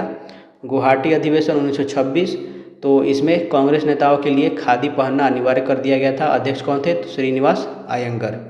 कलकत्ता अधिवेशन 1928, तो इसमें सरकार को नेहरू रिपोर्ट स्वीकार करने के लिए 1 वर्ष का समय दिया गया था। अगला प्रश्न है, किस दिनांक को नेताजी सुभाष चंद्र बोस ने स्वतंत्र भारत की अस्थायी सरकार बनाई थी? राइट आंसर हो जाएगा ऑप्शन बी, 21 अक्टूबर 1943 को। तो सिंगापुर के कैथे सिनेमा हॉल में सुभाष चंद्र बोस ने आज़ाद हिंद की अस्थायी सरकार आरजी हुकूमत आज़ाद हिंद की स्थापना की थी और यह सरकार सिंगापुर में गठित की गई थी। इस सरकार को जापान, जर्मनी, इटली, म्यांमार सहित 9 देशों ने मान्यता दी थी। अगला प्रश्न है कि भारत की स्वतंत्रता के समय ब्रिटेन का प्रधानमंत्री कौन था? तो इसका राइट आंसर हो जाएगा ऑप्शन बी, क्लीमेंट एटली। क्लीमेंट एटली ने 20 फरवरी 1947 को ब्रिटिश संसद में घोषणा की थी कि ब्रिटेन जो है जून 1948 से पहले भारतीयों को सत्ता हस्तांतरित कर देगा। इससे संबंधित एक और प्रश्न पूछता है कि क्लीमेंट एटली किस पार्टी से थे? तो ब्रिटेन के ये लेबर पार्टी से जुड़े हुए थे। और भारत के वायसराय कौन थे उस समय? तो माउंटबेटन उस समय भारत के वायसराय थे। ये भी फैक्ट याद रखना है। बाकी जो यहाँ पे दिया है विंस्टन चर्चिल, तो ये द्वितीय विश्व युद्ध यानी 1940 से 1945 के दौरान ब्रिटेन के प्रधानमंत्री थे। ये कंजर्वेटिव पार्टी से थे, कंजर्वेटिव पार्टी से थे। इन्होंने महात्मा गांधी को अर्धनग्न फकीर कहा था। नेविल चैम्बरलेन, तो यह द्वितीय विश्व युद्ध की शुरुआत के समय ब्रिटेन के प्रधानमंत्री थे, 1937 से लेकर के 1940 तक थे। अगला प्रश्न है, धर्म सुधार का अग्रदूत किसे कहा जाता है? तो देखिए ऑप्शन दिया है मार्टिन लूथर। तो इन्होंने धर्म सुधार आंदोलन का मुख्य जनक अग्रदूत माना जाता है। इन्होंने कैथोलिक चर्च के भ्रष्टाचार के खिलाफ 95 थीसिस लिखा था। और इसके बाद है इरास्मस, तो इन्हें मानवतावादियों का राजकुमार कहा जाता है। कहावत है कि इरास्मस ने अंडा सेया और लूथर ने उसमें से चूजा निकाला। तो यानी कि मार्टिन लूथर इरास्मस से ही प्रभावित थे, यानी कि ये भी धर्म सुधार के अग्रदूत कहे जा सकते हैं। फिर था कैल्विन, तो जॉन कैल्विन जो थे इन्होंने स्विट्जरलैंड में धर्म सुधार आंदोलन का नेतृत्व किया था और कैल्विनवाद की स्थापना की थी। तो राइट आंसर हो जाएगा option A, B, C, option D हमारा राइट आंसर। अगला क्वेश्चन है कि बोस्टन टी पार्टी का नेतृत्व किसने किया था? तो इसका नेतृत्व किया था सैमुअल एडम्स ने। राइट आंसर हो जाएगा ऑप्शन सी। नेक्स्ट क्वेश्चन है, जर्मनी का एकीकरण पूर्ण हुआ किसके संधि के द्वारा? तो फ्रैंकफर्ट की संधि से पूर्ण हुआ था। राइट आंसर हो जाएगा ऑप्शन सी। सेडान के युद्ध में फ्रांस की हार के बाद 10 मई 1871 को प्रशा और फ्रांस के बीच यह संधि हुई, जिसमें जर्मनी का एकीकरण पूर्ण हो गया था। अगला प्रश्न है कि पेरिस के शांति सम्मेलन 1919 में फ्रांस का प्रतिनिधित्व किसने किया था? तो क्लेमेंसियो ने किया था। राइट आंसर हो जाएगा ऑप्शन सी। नेक्स्ट क्वेश्चन है कि किस देश ने पर्ल हार्बर स्थित संयुक्त राज्य अमेरिका के नौसैनिक बेड़े पर दिसंबर 1941 में आक्रमण किया था? तो ये जापान था। पर्ल हार्बर नामक की पिक्चर भी आप उसको देख के समझ सकते हैं। नेक्स्ट क्वेश्चन है कि इंग्लैंड में 1918 के जन प्रतिनिधित्व अधिनियम द्वारा कुछ संपत्ति की योग्यताओं के होने पर कितनी आयु की स्त्रियों को मताधिकार प्रदान किया गया था? तो इसका राइट आंसर क्या होगा? इसका राइट आंसर होना चाहिए 30 वर्ष। ऑप्शन में नहीं दिया है तो ऑप्शन ई हमारा हो जाएगा, 30 वर्ष है। ठीक है। अगला प्रश्न है, रोम में कुलीन वर्ग जाना जाता था? तो पैट्रिशियन के नाम से जाना जाता था। प्राचीन रोम का उच्च धनी और भूमिपति कुलीन वर्ग जिसके पास शासन के अधिकांश अधिकार थे उसे पैट्रिशियन बोलते थे। प्लेबियन जो दिया है प्राचीन रोम का सामान्य या निम्न या मध्य वर्ग बोल सकते हैं। हैनिबल जो है ये कार्थेज का प्रसिद्ध सैन्य सेनापति जिसने द्वितीय प्यूनिक युद्ध में रोम पर आक्रमण किया था। अगला प्रश्न है कि यूरोप के किस देश में पुनर्जागरण के बाद नागरिक समाज प्रारंभ हुआ? तो राइट आंसर हो जाएगा ऑप्शन सी, इटली। यूरोप के इटली देश में पुनर्जागरण के बाद नागरिक समाज प्रारंभ हुआ था। नेक्स्ट है कि किस युद्ध के बाद शिमोनोसेकी संधि हुई थी? तो चीन जापान युद्ध, ऑप्शन ए हमारा राइट आंसर हो जाएगा। शिमोनोसेकी संधि चीन जापान युद्ध के बाद हुई थी। अगला प्रश्न है, यह श्वेत मनुष्य का कर्तव्य था कि अशिक्षित देशों को शिक्षित बनाए, यह किसने कहा था? तो ये रुडयार्ड किपलिंग ने कहा था। ऑप्शन सी हमारा राइट आंसर होगा। ये एक ब्रिटिश लेखक है जिसने 1899 में अपनी प्रसिद्ध कविता द वाइट मैन बर्डन का सिद्धांत दिया था। अगला क्वेश्चन है, किस भारतीय नेता का गुट निरपेक्ष आंदोलन की स्थापना में बहुत ही बड़ा हाथ था? तो वो थे Jawaharlal Nehru. Right answer option C हो जाएगा। तो नाम के जो संस्थापक थे उन्हें बिग 5 के नाम से जाना जाता है। मैं उन पांचों का यहाँ पे नाम लिख देता हूँ। पहला थे पंडित जवाहरलाल नेहरू भारत से, दूसरा जोसेफ ब्रोज टिटो युगोस्लाविया से थे, गमाल अब्दुल नासिर मिस्र के, सुकर्णो इंडोनेशिया से और क्वामे नक्रुमा घाना से संबंधित। इन पाँचों ने मिलकर के नैम यानी कि नॉन अलाइनमेंट मूवमेंट यानी कि गुट निरपेक्ष नीति अपनाई थी। अगला प्रश्न है कि उपनिवेशवाद का अंत किसके प्रयत्नों से संभव हुआ था? तो संयुक्त राष्ट्र संघ के प्रयत्नों से संभव हुआ था। ऑप्शन बी हमारा राइट आंसर होगा। 24 अक्टूबर 1945 को स्थापित हुआ था ये, और इसके अमानत परिषद यानी ट्रस्टीशिप काउंसिल और उपनिवेशीकरण प्रयासों से एशिया व अफ्रीका के देशों को आज़ादी मिली थी। अगला प्रश्न है, पूर्व ऐतिहासिक काल का प्रारंभिक भाग के रूप में जाना जाता है? तो पूरा पाषाण काल। राइट आंसर ऑप्शन हो जाए ए। तो प्राग ऐतिहासिक काल का ये सबसे पहला और लंबा चरण था। आग की खोज इसी काल में हुई थी। बाकी जो मध्य पाषाण काल है तो इस काल में सूक्ष्म पाषाण औजार का प्रयोग और पशुपालन की शुरुआत हुई थी। और नव पाषाण काल में, इस काल में कृषि की शुरुआत, पहिए का आविष्कार और अस्थायी जीवन की शुरुआत हुई थी। ठीक है। तो पाषाण काल का मुख्यतः 3 भागों में बंटवारा किया गया, एक पूरा पाषाण काल, मध्य पाषाण काल और नव पाषाण काल। तो पूरा पाषाण काल में मुख्यतः शिकारी एवं खाद्य संग्राहक थे लोग, और मध्य पाषाण काल में शिकार व पशुपालन दोनों होता था, और नव पाषाण काल में कृषि एवं खाद्य उत्पादक बन गए थे। अगला प्रश्न है कि हड़प्पा लोगों के द्वारा किस पेड़ की पूजा काफ़ी की जाती थी? तो ये था पीपल का पेड़। तो हड़प्पा सभ्यता की मोहरों पर पीपल की पत्तियों और पीपल के पेड़ से निकलते हुए देवता के सर्वाधिक चित्र मिलते हैं। बाकी जो नीम जो है ये औषधीय पौधा है, इसका हड़प्पा की मोहरों पर इसका मुख्य धार्मिक महत्व नहीं दिखाई दिया है। बाकी जो रुहेड़ा है ये राजस्थान का राज्य पुष्प है। हड़प्पा या साहित्यिक मोहरों में इसका कोई उल्लेख नहीं है। यदि आपसे पूछे कि पवित्र पशु कौन था तो कुबड़ वाला सांड था, या फिर एक श्रृंगी पशु था, यूनिकॉर्न जिसको बोल सकते हैं। अगला प्रश्न है कि बौद्ध धर्म हिंदू धर्म के अंदर एक सुधार आंदोलन था, ये किसने कहा था? तो वी.ए. स्मिथ ने कहा था। राइट आंसर हो जाएगा ऑप्शन ए। तो ये एक ब्रिटिश इतिहासकार है जिन्होंने प्राचीन भारत के इतिहास पर गहराई से काम किया है। इन्होंने बौद्ध धर्म को हिंदू धर्म के भीतर ही एक सुधारवादी आंदोलन माना था। और वी.ए. स्मिथ ने ही भारत का नेपोलियन समुद्रगुप्त को कहा था। अगला प्रश्न है कि योग सूत्रों का श्रेय किसको जाता है? तो ये जाता है पतंजलि को। राइट आंसर हो जाएगा ऑप्शन सी। और इन्होंने योग सूत्र ग्रंथ की रचना की थी और दर्शन के योग दर्शन स्कूल को व्यवस्थापित किया था। तो भारतीय दर्शन के 6 अंग और उनके प्रवर्तक भी हैं 6। मैं उनके नाम लिख देता हूँ ताकि आपको याद रहें। पहला है योग दर्शन जिसके प्रवर्तक है पतंजलि, सांख्य दर्शन के प्रवर्तक महर्षि कपिल, न्याय दर्शन के महर्षि गौतम, वैशेषिक दर्शन के महर्षि कणाद, पूर्व मीमांसा के महर्षि जैमिनी और उत्तर मीमांसा के महर्षि बादरायण। अगला प्रश्न है कि मुगलों के द्वारा बिहार के किस नगर को पुनर्विकसित किया गया था? तो राइट आंसर हो जाएगा ऑप्शन सी पटना। प्राचीन पाटलिपुत्र को 1541 ईस्वी में शेरशाह सूरी ने पटना के रूप में पुनर्विकसित किया और आगे चलकर मुगलों ने इसे प्रांतीय राजधानी बनाया, अजीमुशान और अकबर ने। अजीमाबाद जो है औरंगजेब के पोते शाहजादा अजीमुशान ने 1704 ईस्वी में पटना को नया रूप दिया और इसका नाम अजीमाबाद रखा था।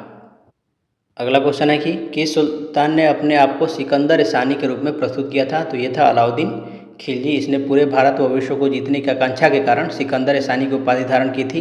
इसका अर्थ क्या होता है? तो इसका अर्थ होता है द्वितीय सिकंदर, यानी कि दूसरा सिकंदर।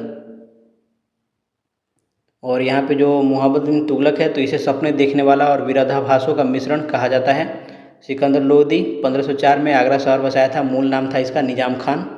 1504 में आगरा शहर पर बसाया था। अलाउद्दीन खिलजी ने अपने सिक्कों पर खुद को सिकंदर सानी अंकित करवाया था। और अलाउद्दीन खिलजी ने यमीन उल खिलाफत नासिरी यानी अमीर उल मोमिनी की उपाधि भी धारण की थी। अगला प्रश्न है मनुष्य पैदा तो स्वतंत्र हुआ है लेकिन हर तरफ बेड़ियों में जकड़ा हुआ है, इसे किसने कहा है? तो इसे रूसों ने कहा है। राइट आंसर हो जाएगा ऑप्शन सी। अगला प्रश्न है कि भारत में भू राजस्व संग्रहण की विभिन्न व्यवस्थाओं में ईस्ट इंडिया कंपनी ने किसे प्रारंभ किया? तो राइट आंसर क्या होगा? तो राइट आंसर हो जाएगा ऑप्शन डी, उपयुक्त में से एक से अधिक। जो रैयतवाड़ी है ये मद्रास और बम्बई प्रेसिडेंसी में लागू हुआ था। और इसे लागू किसने कराया था? तो थॉमस मुनरो और कैप्टन रीड ने लागू करवाया था। उसके बाद है महालवाड़ी। तो महालवाड़ी को मध्य प्रांत, आगरा और पंजाब में लागू किया गया था। इसके प्रवर्तक कौन थे? तो हॉल्ट मैकेंजी थे। इसके बाद है अस्थाई बंदोबस्त। तो ये कहाँ पे लागू हुआ था? तो ये बंगाल, बिहार और उड़ीसा में लागू हुआ था और इसे लागू करवाया था कॉर्नवालिस ने, लॉर्ड कॉर्नवालिस ने अस्थाई बंदोबस्त।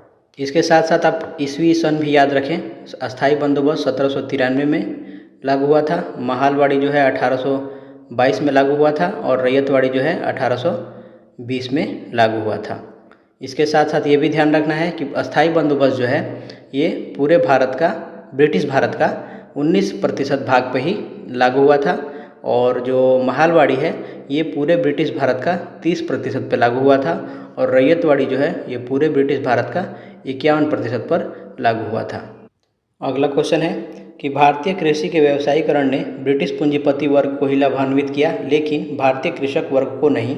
यह किसने लिखा है? तो ये लिखा है रजनी पामदत्त ने। राइट आंसर हो जाएगा ऑप्शन ए। तो प्रसिद्ध वामपंथी या मार्क्सवादी इतिहासकार ये हैं। इन्होंने अपनी कालजयी पुस्तक इंडिया टुडे में ब्रिटिश शासन के आर्थिक शोषण का विश्लेषण करते हुए ये लिखा था। अगला प्रश्न है कि ब्रिटेन के औद्योगिक वर्ग की बढ़ती हुई शक्ति ही भारतीय हस्तकारी के निर्यात के पतन के लिए जिम्मेदार थी। यह किसने लिखा था? तो ये लिखा था AR देसाई ने। राइट आंसर ऑप्शन ए हो जाएगा। तो ये भी मार्क्सवादी समाजशास्त्री थे। इन्होंने अपनी ऐतिहासिक पुस्तक social background of Indian nationalism यानी भारतीय राष्ट्रवाद की सामाजिक पृष्ठभूमि में लिखा कि ब्रिटिश औद्योगिक क्रांति और ब्रिटेन के औद्योगिक वर्ग के दबाव के कारण भारतीय हस्तशिल्प और कुटीर उद्योगों का विनाश हुआ। अगला क्वेश्चन है कि 1857 की क्रांति भारतीय स्वतंत्रता का प्रथम युद्ध था। यह किसने कहा था? तो ये कहा था वीर दामोदर सावरकर जी ने। राइट आंसर हो जाएगा ऑप्शन डी। इन्होंने 1909 में एक पुस्तक लिखी थी the Indian war of independence 1857। इस पुस्तक में इसे भारत का प्रथम स्वतंत्रता संग्राम घोषित किया था इन्होंने। अगला प्रश्न है कि भारतीय युवकों को किसका संदेह था कि शक्तिशाली और निडर बनो। तो ये था स्वामी विवेकानंद का संदेश। राइट आंसर हो जाएगा ऑप्शन सी। इन्होंने युवाओं का आह्वान करते हुए कहा कि उठो जागो और तब तक मत रुको जब तक लक्ष्य प्राप्त न हो जाए, और शक्तिशाली और निडर बनो का भी इन्होंने नारा दिया था। अगला क्वेश्चन है कि किसने जागरूक हिंदुओं के विरुद्ध याचना का आयोजन किया जो सती के जलाने के पक्षधर थे?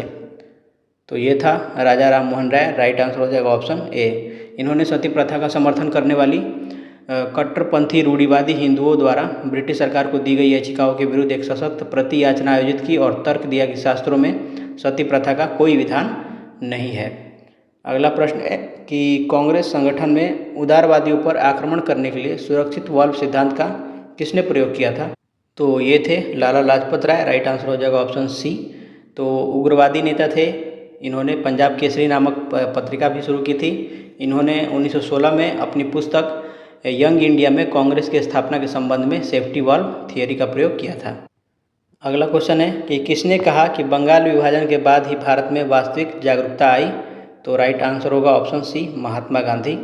तो महात्मा गांधी ने अपनी प्रसिद्ध पुस्तक हिंद स्वराज में लिखा था कि भारत में वास्तविक राजनीति जागृति बंगाल विभाजन के बाद ही शुरू हुई थी। बंगाल विभाजन कब हुआ था? तो 1905 में हुआ था। एग्जैक्ट डेट है 16 अक्टूबर 1905 में लॉर्ड कर्जन के द्वारा किया गया था।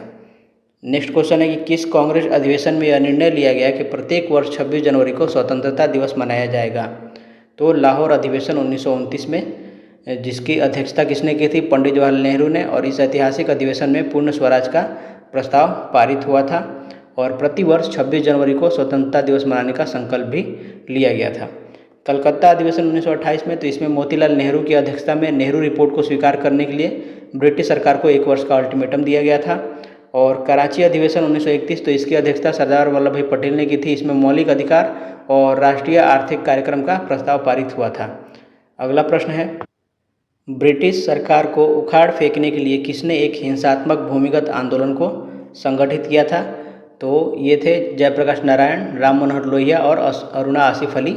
ये तीनों शामिल थे। चूँकि ऑप्शन में तीनों का तीनों है, तो राइट आंसर हमारा हो जाएगा ऑप्शन डी।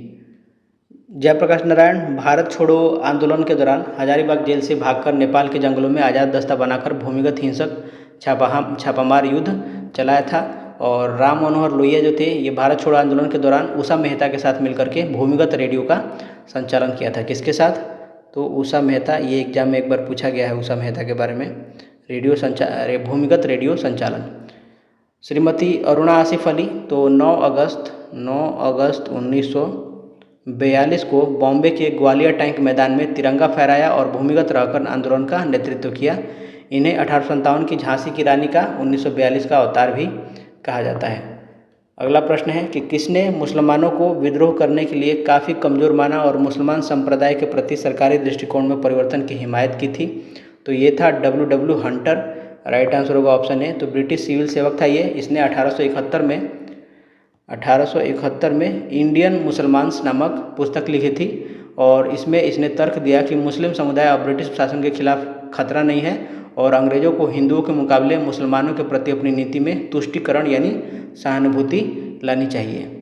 और हंटर की इसी पुस्तक के बाद ब्रिटिश सरकार ने मुसलमानों को अपने पक्ष में करने और राष्ट्रीय आंदोलन में फूट डालो और राज करो की नीति को अधिक आक्रामक रूप से लागू कर लिया था। नेक्स्ट क्वेश्चन है कि 64 दिन की भूख हड़ताल के बाद जेल में जतिन दास की मृत्यु हुई थी। किस भारतीय नेता ने जतिन दास की प्रशंसा की थी? तो राइट आंसर क्या होगा? जवाहरलाल नेहरू और मोहम्मद अली जिन्ना, दोनों ने इनकी प्रशंसा की थी। तो राइट आंसर हो जाएगा ऑप्शन डी, उपयुक्त में से एक से अधिक। अगला क्वेश्चन है कि किसने आज़ाद हिंद फौज की कमान संभाली और इसे दिल्ली चलो की प्रसिद्ध घोषणा दी?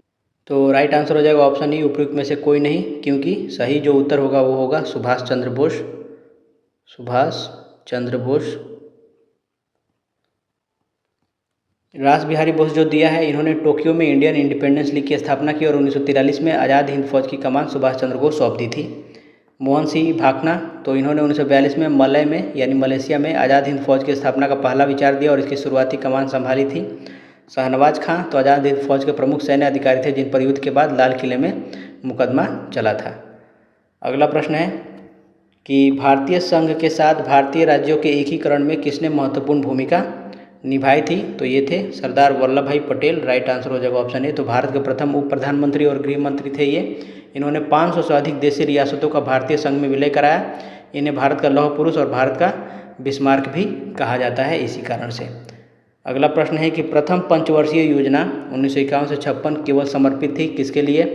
तो प्रथम पंचवर्षीय योजना जो थी वो कृषि विकास से संबंधित थी और ये किस मॉडल पर आधारित थी? तो हेरोड डोमर मॉडल पर ये आधारित थी। और इस योजना के दौरान भाखड़ा नांगल बांध, दामोदर नदी घाटी परियोजना और हीराकुंड जैसी विशाल नदी घाटी परियोजना की शुरुआत की गई थी पहली पंचवर्षीय योजना के दौरान। औद्योगिक विकास, 1956 से लेकर के 1961 के बीच, यानी दूसरी पंचवर्षीय योजना में इसका काम हुआ था। और ये द्वितीय पंचवर्षीय योजना जो थी ये पीसी महालनोबिस मॉडल पर ये आधारित थी। और इसी योजना में भिलाई, राउरकेला, दुर्गापुर स्टील प्लांट स्थापित हुआ था। अगला क्वेश्चन है कि 1961 में बेलग्रेड में गुट निरपेक्ष आंदोलन का प्रथम सम्मेलन हुआ, जिसमें कितने देशों ने भाग लिया था? तो टोटल 25 देशों ने इसमें भाग लिया था। राइट आंसर हो जाएगा ऑप्शन ए।